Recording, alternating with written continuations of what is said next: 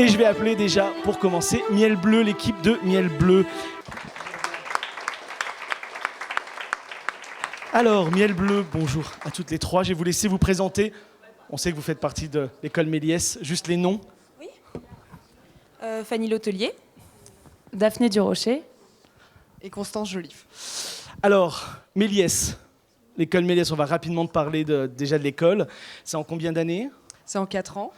Donc ça a un petit peu évolué là, déjà depuis notre départ, mais en gros on a une première année d'apprentissage du dessin pur, ensuite une année d'animation 2D, animation 3D en 3e année, 4e année c'est le film de fin d'études libre. Le film de fin d'études, il se commence en fin de 3e année ou oui ? On fait nos groupes en fait, en fonction surtout de nos envies pour la suite et aussi nos affinités. Ouais. Donc vous aviez déjà l'envie de bosser ensemble toutes les trois ou On avait travaillé très régulièrement avec Daphné sur beaucoup de projets et puis avec Fanny, elle complétait parfaitement le groupe et donc ça nous a paru assez évident finalement de travailler ensemble.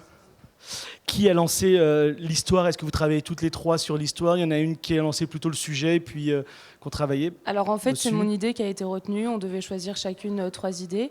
Et donc l'idée d'adapter un fait divers a été retenue par les professeurs. Donc après, ensuite, on a vraiment développé le scénario ensemble. Juste l'idée de base, c'était d'adapter le fait divers des abeilles et du miel bleu.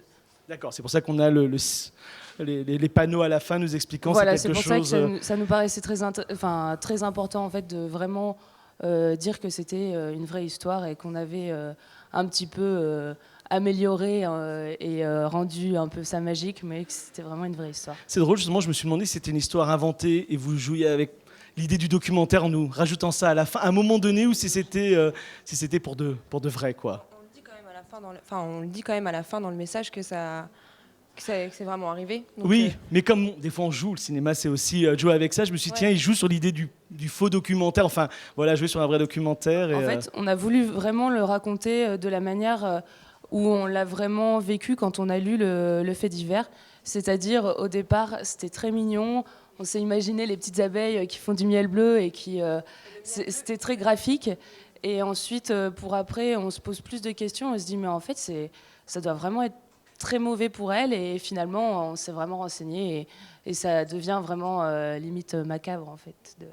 Ouais, le rythme est important, vous l'avez travaillé, parce qu'en fait, ça devient macabre quasiment qu'à la fin, vraiment. C'est-à-dire pendant tout le long, on a presque un côté, entre guillemets, cartoon à des moments donnés, avec les expressions des abeilles, il y a un jeu, et puis plus on avance, et plus en effet, ça s'assombrit même dans les couleurs pour arriver à la chute finale. On a beaucoup joué sur, c'est ça, sur le sur le design en fait, des abeilles, sur l'animation, pour qu'on s'attache vraiment à elles et que la chute finale marque vraiment les esprits et que ça touche le spectateur, de par qu'on s'est attaché aux petites abeilles, que finalement elles meurent à la fin, quoi.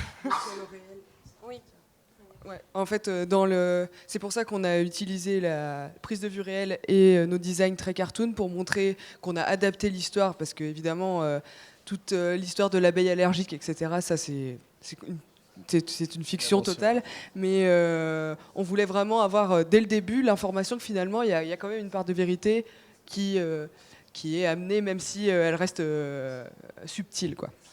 Il y a une envie de jouer aussi avec un défi technique, jouer avec tous les petits poils des abeilles, enfin, etc. On essaye d'équilibrer ça, c'est-à-dire jouer quand même avec une histoire, bien la développer, puis quand même se faire plaisir après aussi sur le niveau technique. C'est vrai que ça a été un petit challenge parce qu'on ne savait absolument rien faire sur ce qu'on a sur le film. Tout ce qu'on avait fait auparavant dans les années précédentes, c'était rien à voir avec... Voilà, et donc là, on n'avait jamais fait d'incrustation, on n'avait jamais... la maquette, la création de la maquette, le fur, tout, enfin, ça a été... mais bon, l'équipe a fait que ça a fonctionné. Et puis, c'est aussi ça qui fait vraiment le côté exceptionnel de notre aventure, en tout cas juste pour nous, c'est qu'on s'est lancé dans une aventure totale, on ne savait pas du tout où ça allait nous mener, et...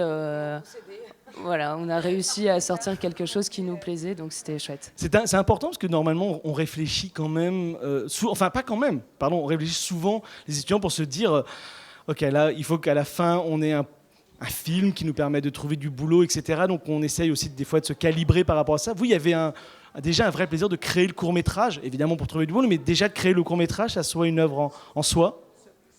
Bah, je pense que c'est quand même une occasion unique de pouvoir faire un film de A à Z et que je ne sais pas si on aura l'occasion par la suite d'avoir cette chance. Après, on peut la prendre et faire le risque, mais là, sur une année où on s'est donné à fond et en plus ensemble, en tout cas, ce sera avec joie qu'on aimerait par la suite refaire un projet ensemble comme ça, mais on ne sait pas encore si on en aura l'opportunité. La musique, au niveau de la musique, elle a été Elle a été créée par un ami à moi et qui a fait la musique vraiment en même temps que le film. On voulait que, comme il n'y a pas de dialogue, on voulait qu'elle soit narrative en fait et qu'elle joue sur le côté magique de la poésie.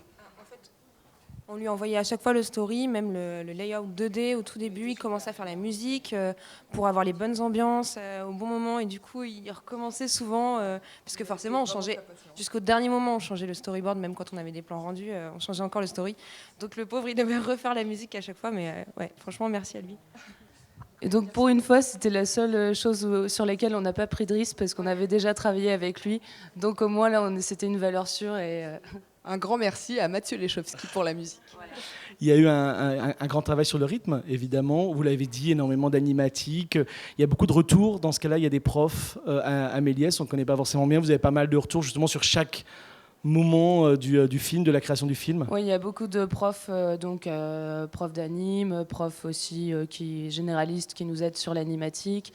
Et c'est vrai qu'on essayait aussi d'avoir beaucoup d'avis extérieurs. Parce que c'est vrai que même au bout d'un moment, les profs sont habitués à voir notre projet. Donc, comme nous, l'œil un petit peu moins, le regard un peu moins neuf. Et donc, c'était cool. À refaire. On a refait énormément de fois et on n'a vraiment pas hésité à perdre beaucoup de temps parce qu'il fallait qu'on comprenne, quoi. Et on avait peur que l'information soit pas claire. Après, il faut être sûr, on est tous très différents, donc il faut être sûr que les gens à qui on demande, si on suit tout le monde au bout d'un moment donné, vous étiez sûr de ce que vous voulez. On garde ou pas les conseils. Faut que vous parliez, c'est très bien, ça veut dire que vous êtes une équipe soudée, vous parlez toutes les trois ensemble et c'est parfait, mais après pour la traduction c'est beaucoup plus compliqué, donc il faut juste...